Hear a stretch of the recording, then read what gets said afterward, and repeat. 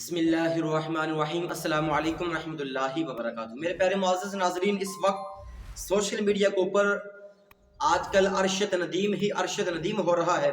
یقیناً ہمارے ملک پاکستان کا یہ قومی ہیرو، اس نے اتنی بڑی کامیابی حاصل کی، ہمارے ملک پاکستان کا نام دنیا میں روشن کیا اور یورپین ممالک پیرس میں جا کے ایک عظیم قسم کا کارنامہ انجام دیا، جس کی وجہ سے ہمارے ملک کا نام روشن ہوا ہے۔ لیکن ایک چیز میرے پیارے معزز ناظرین آپ کے سامنے رکھنی ہے کہ جب ارشد ندیم واپس آتا ہے، کروڑوں کے حساب سے انعامات دیے جا رہے ہیں، حکومتی خزانے، قومی خزانہ اور ہر لحاظ سے۔ اس میں ایک چیز آپ یہ بتائیں بھی، کیا ارشد ندیم گولڈ میڈل جو جیتا ہے، اس کی وجہ سے کیا پاکستان کا قرضہ اتر گیا ہے؟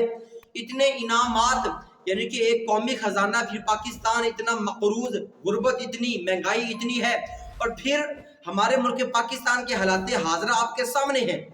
کیا یہ جو آج کل اتنے انعامات قومی خزانے سے دیے جا رہے ہیں، تو کیا یہ کروڑوں کے حساب سے جو مالیت ہے، کیا اس کی وجہ سے ہمارے ملک پاکستان دنیا کا سپر پاور ملک بن گیا ہے؟ کیا اس کی وجہ سے ہمارے ملک کی مہنگائی کم ہو گئی ہے؟ حالانکہ اگر یہ کارنامہ ہے بھی تو ٹھیک، اس کو ہم سلوٹ کرتے ہیں، لیکن اس کا مقصد ہرگز یہ نہیں ہے کہ ہم اپنے ملک کے مفاد کو ہی بھول جائیں۔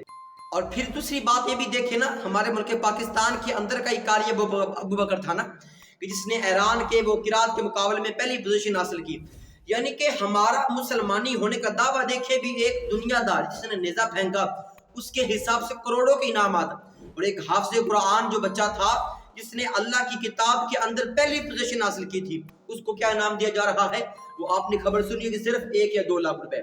اس کے بعد کے ساتھ ساتھ یہ تیسری خبر اب یہ بھی سماعت فرما لے کہ مولانا طارق جمیل پاکستان کے یہ مولانا طارق جمیل صاحب یہ 5 لاکھ روپے کا چیک دے رہے ہیں ارشد ندیم کو، کس خوشی کے اندر کس نے نیزہ پھینکا پہلی پوزیشن۔ اس کا انکار ہم نے بھی نہیں کیا کہ یقیناً ہمارے ملک کا نام روشن ہوا ہے، لیکن کاش کہ ہمارے ملک پاکستان کے حکمران جس خوشی کے ساتھ ارشد ندیم کو پک کیا تھا، اتنے انعامات نوازے تھے قومی خزانے کے اندر سے، کاش کہ ہمارے اس غریب عوام کا سوچا ہوتا، کاش کہ ہمارے پاکستان کے جو اسلامی مدارس ہے، اہل سنت جو مدارس ہے، اتنے ذہین و فطین قسم کے طلبہ اتنی کمال کی پوزیشنیں لیتے ہیں، کاش کہ یہی حکومت اپنے سرکاری بجٹ کے اندر انہی دین کے طلبہ کے لیے ایک بجٹ رکھتی نا۔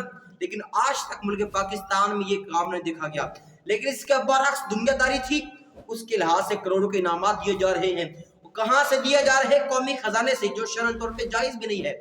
تو میرے پیارے معزز ناظرین، اس طرح کے انعامات یا ارشد ندیم کی میں بات کرنے والا ہوں کہ یقیناً اس کی وجہ سے پاکستان کا نام روشن ہوا ہے، لیکن ساتھ ساتھ ہمیں یہ بھی سوچنا ہوگا کہ یار اس وقت ہمارے ملک پاکستان کے کیا اس کے جیت شار جانے سے یا کروڑوں انعامات کو دینے سے کیا پاکستان کی جناب غربت ختم ہو گئی ہے؟ آزادی مل گئی ہمیں؟ ہم تو پھر بھی غلام ہیں، IMF ادارے کے ہم غلام ہیں، ہر لحاظ سے غلامی کے کڑے میں ہم جکڑے ہوئے ہیں۔ تو میں دعا گو اللہ تبارک و تعالیٰ اس ملک پاکستان کو اچھے حکمران عطا فرمائے، جو یقیناً اس ملک کی معاشی، سیاسی ہر لحاظ سے لیڈ کر سکے۔ اللہ تبارک و تعالیٰ کی بارگاہ میں دعا ہے اللہ تبارک و تعالیٰ ہم سب کو دین دنیا کی بھلائی عطا فرمائے، آمین۔ وما علیہ الا البلاغ المبین۔